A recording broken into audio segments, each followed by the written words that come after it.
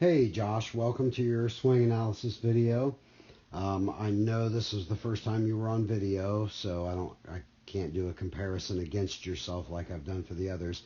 But what I would definitely recommend you to do is go back into the list of videos and look at the pro videos that I put up. It's really going to break things down for you and let you see how some of the best hitters in the world do it, and how I apply the same things to you guys that these professionals do, that make them very successful at hitting the ball. And that's what I teach from. So anyway, let's just roll forward here. First things first, I want you to notice something. I'm going to put a line on the screen. I want you to notice where your head starts when you start your swing. And the first thing I want you to notice as we go forward is where your head ends up. That is dropping, your head is dropping by, well, let's just put some lines in here. 1, 2. You're dropping that far down when you swing. That is a long way. And not only that, think about when you're dropping like that, how much that slows up your swing, slows up your hips. And we're going to break it down as we go forward, but I really want you to be aware of that. Not only that, think about how hard it is to track a moving object to begin with. Now add to the fact that you've got this much head movement. It's going to make it really tough. And when you drop that far like that, it's guaranteed that you're going to be late on most swings, which you were here. And that's why you're fouling a lot of balls off just to the right a little bit. So anyway, we're going to erase these lines and go forward. Okay, and I'll show you why that's happening with your head dropping. What you want to look for, I like the load that you're doing here. You've got the weight on the back foot, ready to stride into the ball. That's good stuff. But the problem creeps in right here. Notice what you do when you stride. You're really not striding. You're spinning. Watch your back foot. You're spinning. See that? That's not a stride. That's more of a spin out, I call it. So what you want to do is you want to stride forward, and this leg should be planted firmly into the ground here.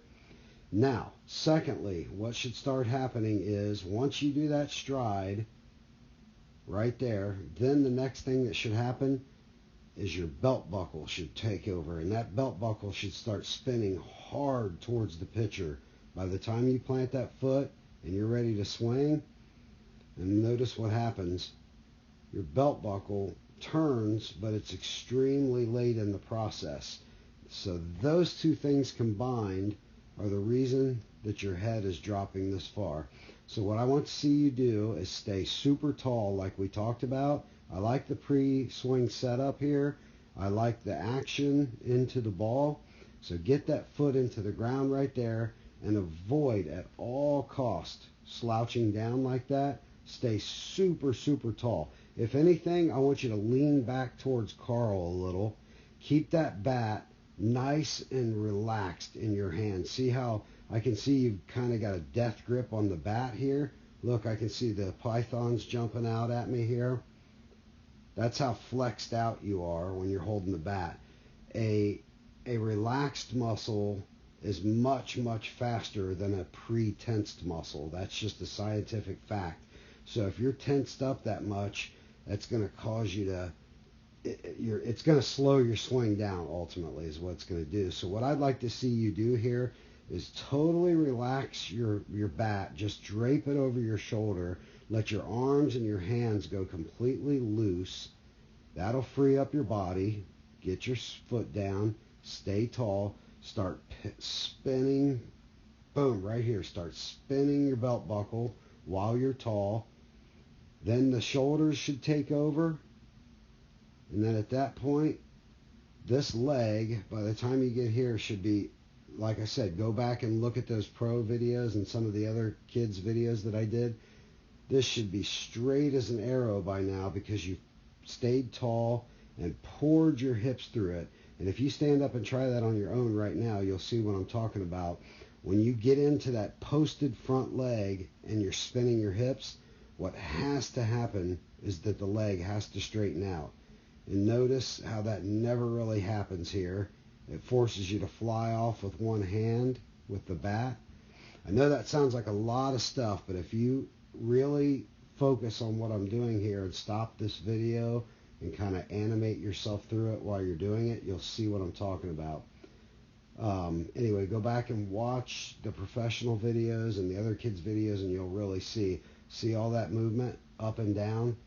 That is a ton of wasted motion. So stay tall, get the leg started, drive the belt, and you should be in good shape. And you're making improvements already, so just keep working on those things, and we'll get you there for sure.